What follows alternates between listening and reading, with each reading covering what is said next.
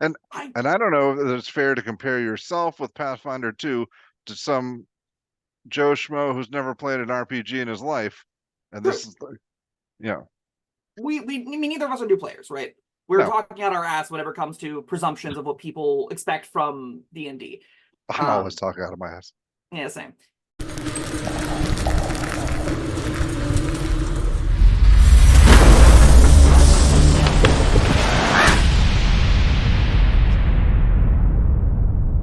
Hello, friends. Robert Bevan here, author of the Caverns Creatures series of comedy, fantasy novels, and short stories. With me is Sam West.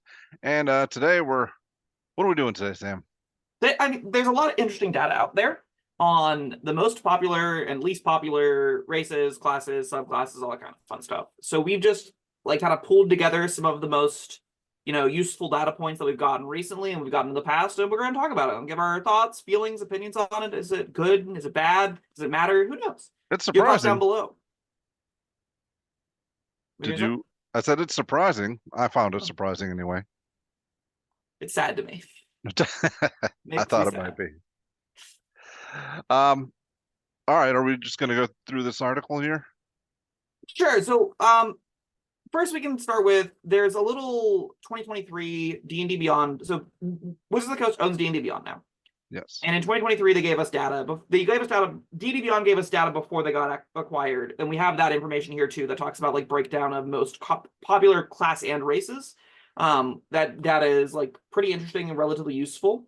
But I also wanted to touch on like the current just most popular races, most popular classes across the board. And it's not that it is pretty close. Like they aren't wildly off. It's not like one class is so much more played than the other. Same with races. There's a pretty large favoring towards humans, and they did not use great what's the word, scales. Like the scale on these charts is bad, and the people that made it should feel bad. But like it does give you some indicator of who's getting played the most. So like What? fighter, for example, go ahead, sorry, go ahead. I was just going to say you already jumped the gun there. Human and fighter. This is. I mean, in the article it says, "Oh, you might be surprised that human yada yada." That doesn't surprise me as much as fighter. Like, Yeah, in the other information that we were able to, well, I was able to pull up from other data that they got from D&D Beyond is that of the fighters that are made, which again is by far the most popular class, 40% of those are going to be champions. that's so wild. That's way too many playing a garbage subclass. It it really makes me think that they need to, whatever the default options are, and champion is what the fighter default option, it needs to be better. It needs to be more engaging. It has to have cleaner, more useful, engaging tools to keep people wanting to keep coming back to this game. I'm so sad by that number. It makes me ugh. Is champion, was that in the player's handbook? Yep. All right, that might have There's something to do with it because I've noticed a lot of these uh these top two sorcerer subclasses were Draconic Bloodline and Wild Magic, and there's only one reason for that. Yeah, You I know, was honest. I think there's a pretty clear correlation as well as to the ones that are in the open free basic rules mhm. because Wild Magic isn't, and I would have bet money that Wild Magic of the two was the more popular. Sure wasn't though. Sure, it's Draconic Bloodline and it's not particularly close. It's like No, it's by a 60 to pretty wide 12 margin. split. Yeah. Yeah. And again, my guess is that it's favoring either pre-generated or basic rule-based baked characters, right? Well, Mhm. what is the first sorcerer option you can find? It's whatever the free one is. That's Draconic Bloodline, right? Berserker's the free variant option. That's why Yeah, it's the that most popular, surprised me and as I well. feel so sad for all the people that picked it. Lore is the default bard option. Life domain is the default cleric option. The one, I think this is the exception. I could be wrong. Druid, I believe, is the only exception to their base class subclass isn't the most popular. I think land is druids. Circle the Um, moon. yeah, I believe Circle of the Land is their free option in the basic Oh, rules, all right, but and that's Moon number is their two. most popular, which Yeah. I think is kind of interesting. All right. Well, I wonder. I've got a theory developing in my head now. Druid was, yes, the least popular class. So I'm Technically, it's thinking, Artificer, but oh, that right, barely right. counts. Yeah. All right. Of the core classes, Druid is by Yes. far the least. Yes. So I'm thinking people that are playing Druid are into Druids. and these are going to be more experienced players, so they're Yeah. not going to just take whatever's handed to them. Maybe. I think I think that it is the case that Druid is a daunting. All the spellcasters are daunting, right? Yes. I think a lot of initial people that are learning this game for the first time, playing this game for the first time, making their first couple characters. I mean, the top three classes are Barbarian, Fighter, Rogue. They're just those are the three that you're going to see most at the table. They have no spells associated with them. You have to learn less to engage with them. So I get why they're the top three. That's my hypothesis, at least. But my guess. but then like immediately following that is Warlock, which is arguably the most complicated class. I think so. While it's the most unique, I don't think it's more complicated than full casting. In fact, I think for the first 9 levels of the game, it is a lot easier to play than something like a cleric or a druid or a wizard, even just because you only get 2 spell slots, right? Yeah, And you are picking the same spell that goes into those slots all the time. You don't have 4 first that's level, true. 3 second level, 3 third Yeah. level. You just have the 2 slots, and they always scale how they normally do it. If you don't engage with any of the rest of the magic system, that is an entirely sensible, reasonable thing to go along with. And given that you only have the 2 spell slots, the rest of your abilities are closer to at-will features. And at-will features are relatively easy to comprehend, I think. Plus, it's also cool. Like, Warlock undeniably has the look of, oh, this is freaking sweet. Go ahead. I do think that, Druid is majorly hurt by its complexity. I think Wild Shape, you look at that one time and you go, I don't know what I just read. I still look at Wild Shape to this day and go, am I forgetting something? Like, what exactly do these rules do? What does your items are subsumed? What happens if they're magic? Can you wear magic items? The answer is yes. You subsume and they go on you if they fit for the form. If they don't fit for the form, they go in you. It's complicated. So I get why that one's particularly low. What are your thoughts on Life Domain being the most popular cleric subclass? I don't know. We haven't covered cleric subclasses thoroughly yet, so I Life don't Domain have is just a real million. opinion on them. It's 1,000,000 hit points. You just get 5 billion hit points. So that's all it does.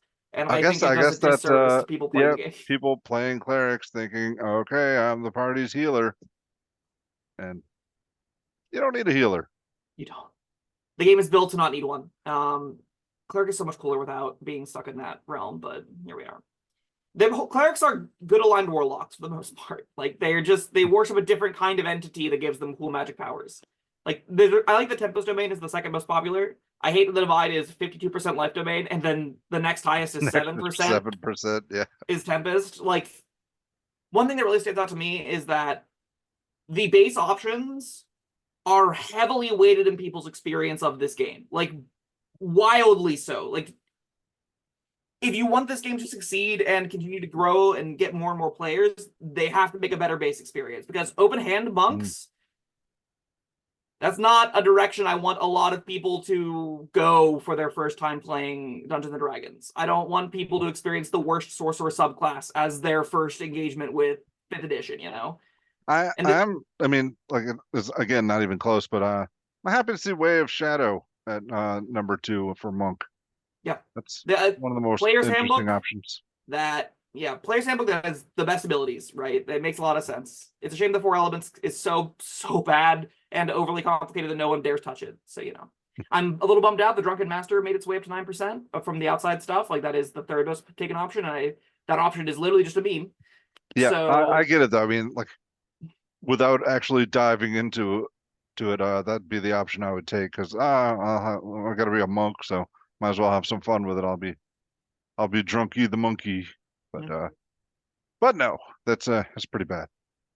I do like that Rogue has, I think, the best diversity of subclasses as far as popularity goes. I thought Druids is definitely the most diverse, with 25% being the highest. But Rogue's got 39% on Thief, and then Assassins 15 and Arcane Tricksters 14%. So it's like roughly 60% of rogues are from the player's handbook. But that still leaves 40% that aren't, and there aren't that many outside the player's handbook that are worth playing. So like Thief and Arcane Trickster rate both very highly. So I think people are probably having a decent experience playing rogues a lot of the time. I'm into that. It's neat. Sure. It's a shame that Fiends are like by and far the most taken warlock option whenever it's very hard to do a lot of cool stuff with it without a lot of work. I hate that Hexblades are number 2. I don't think this accounts for multi-class. Oh no, this does say single class characters. These are characters that do not multi-class. Okay. That's relevant. That should be brought up too. But people love going down Hexblade. Apparently, I don't entirely get it. Well, But, we know power to that. you. We've covered Hexblade and people loved it in the comments. Yeah, that sounds right. Anyway, jumping over to the races that are most popular, like we said, undoubtedly the most popular is humans. It's not particularly close. Wait, where's this data? This data is in this lovely little minute-long YouTube video that they gave us from 2023 about the races and classes. It's in a video. I didn't watch the video. I just read the article. Go to the 37-second mark, Bob. You'll be able to see all the data I'm looking at. You'll be able to see how just truly horrendous their scale is. That's not one of the pictures you sent me, is it? It is not one of the pictures I sent you. Now I gotta go find the video. I will just post it in chat. Look at that. There you go. It's right there. I had it up somewhere. Is the video in the article? Maybe, probably. In the initial article I sent you, yes. So I think the big takeaway for me here is humans, elves. Humans and elves have over 500,000 characters each.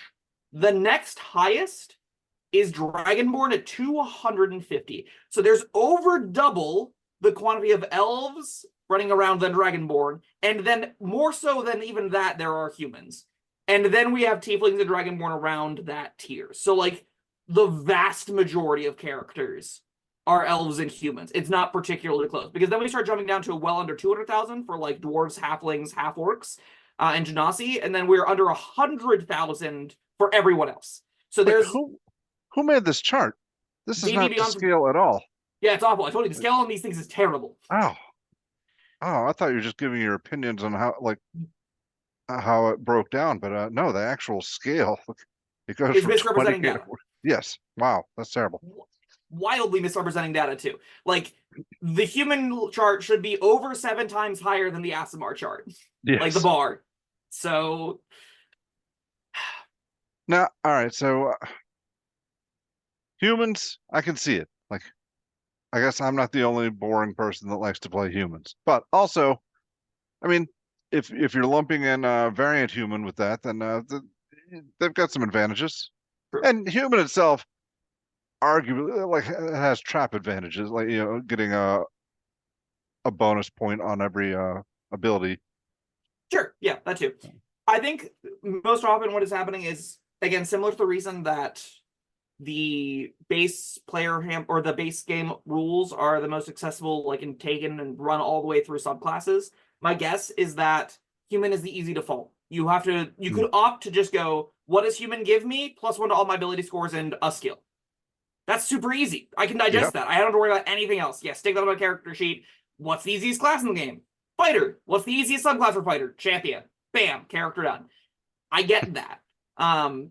I do think variant human definitely compounds to make it even more so because they start with a feat and it is unreasonably powerful. So people that do want to play very powerful options, that's a way to start with a bonus feat. And that's way more relevant than most racial abilities are. So, like, yeah, sure, just grab a human, get your awesome, cool stuff. I think elves are just, they look like humans but are pretty. So I get why they're number 2 as far as, like, the intro beginner kind of stuff goes. We've all seen Lord of the Rings. Legolas, you want to be that? Yeah.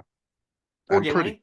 Gimli gets demoted by over 200,000 200,000 fewer dwarves than there are elves, so he's not as popular. Dwarves are... Gimli is also a badass, but wouldn't go as far as to call him pretty. Yeah, but he's awesome. I love Gimli. Yeah. I'm not gonna lie, I think Gimli's a lot more interesting than Legolas is. But, you know, that might be personal preference. I think Gimli has a little bit more character to him than Legolas, is just a smooth, suave elf that shoots things well. That's not fair to Legolas, but that's not the point of this conversation. What do you think about Dragonborn and Tiefling having risen through the ranks as, like, the next 2 defining species for D&D, right? Like, dwarves have fallen, and half-elves even have fallen below the ranks of Dragonborn and Tiefling as far as people playing these kinds of characters. That surprises me. Yeah? Yeah, it's just, they don't feel like easy default options.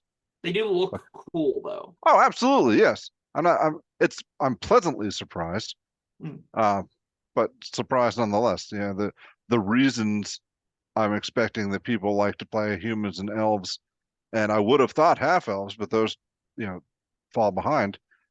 Just slightly. They're Impossible to marginally tell. below the other two. Well, maybe slightly, or maybe not. I don't know with the stupid scale. It's true. They're technically above the 200K mark though, Yeah. and that's the line we have, so we know what that number means. Um, I feel like there's a little bit of indicator to draw here from like people that want to be the cool, pretty person that's just a reflection of themselves in a very real way, like again, very easy to identify with a human. They take up the human elf space to me in a lot of ways, that kind of default identity. Dragonborn and Tiefling to me kind of lump together the awesome other kind of character concept, right? These are the people that want to reach for something exotic, something very different. They don't want to play a human like me. They don't want to play an elf like me. They want to play something cool.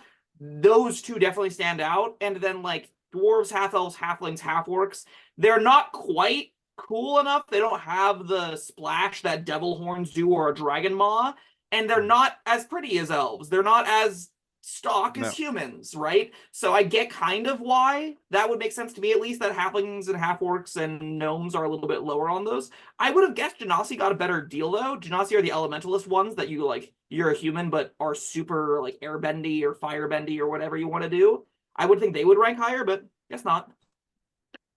I'm surprised Eric Akra made the list. That's yeah, they fly, but they're still goofy bird people. I think why they made the list is because they fly, Yeah. and they managed to break outside of 60K. And notably, like everything else, to the best of my knowledge, falls under 40K because custom lineages is a bulk group, and then everything under that's going to be like substantially lower amounts. So we're going to see like it just tails off from here for lizard folk and furbolgs and all those other kinds of races out there, turtles, those kinds of things. I don't know, but it's just the takeaway for me from this is if you're playing a human, you are going the default route, and that's fine. A lot of people doing it. It's just not really my thing. Same with elves. Elves are also just so many friggin' elves. I could live with a table that doesn't play a single elf or human. I think that would be a refreshing experience. But that's just my personal preferences, of course. I could go half elf. Oh, huzzah! I'm sorry. No, I should have been more specific. Shit. Yeah. My other big takeaway from all this information is they desperately need to update the base free options. They need to be better. They are allowed to be simple, but if they're going to do introductory stuff, I would want options that don't turn people off and feel like they have nothing to do, especially in the mid to upper tiers. Like Berserker needs, like Barbarian and Fighter need to have ways to contribute out of combat if you don't want people to be bored on their phones. Building the most popular I'm wondering options. about that. I'm wondering if that's even as big an issue as you think it is. Because like, what if they they look through all their options and it's all right, that's too complicated. I want something simple. And what if they're just happy every round? I'm gonna stab him. I'm gonna roll a die, and that's my action. And right now I'm cool with that. That's great. If you're having fun with your friends, you're doing it right. I stick by the belief that giving no opportunity to engage with the game further won't help people learn, won't help people engage, won't help people contribute. So if a game's goal is to get past 5th level, if a game's goal is to get to the upper tiers, which some aren't, some don't have that goal. And I honestly think for newer players that are playing the game for the first time, 5-level campaign should kind of be the objective, right? Because it's usually not going to make it that far anyway because of logistics. Just like people can't make this week, things falling apart, someone has a breakup, all kinds of real world drama gets in the mix.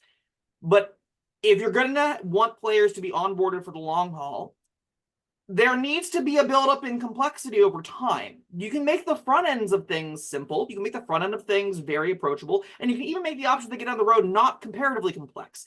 But you have to give people options. You have to give people reasons to want to keep coming back playing this game over and over again other than socialization if you want this to be the main core way they continue to engage with things. If you want them to be more excited about them. If you want people to go home and have dreams and desires, come up with cool characters, goals to make awesome new abilities work on their sheets, have cool memories of their contributions to an epic moment. I have a really hard time envisioning a champion fighter at level 14 providing a big cinematic boon to an encounter because it's going to be 3 attack rolls. And I'm going to envision most of the other people at the party that have spell slots, that have upper tier features, are going to have much larger, higher, more cinematic methods to engage in that space. Well, what would have been an interesting metric to put in this data is, the the average level all these different characters made it to. They Because gave I us don't think, that. did they? Yeah, in the video. It's level 4.7.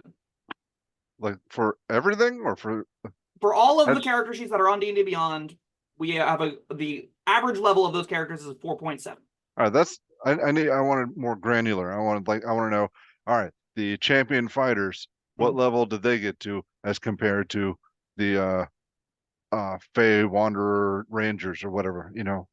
Yeah. Because like if the champion fighters are only getting to level 3 and then they switch out for a different character, I think that's kind of what I was talking about before. It's like, all I right, think that's the that, system failing them, right? That's the system no, that's going, the no, option no, you no, no, started no. with is so boring you want to play something else.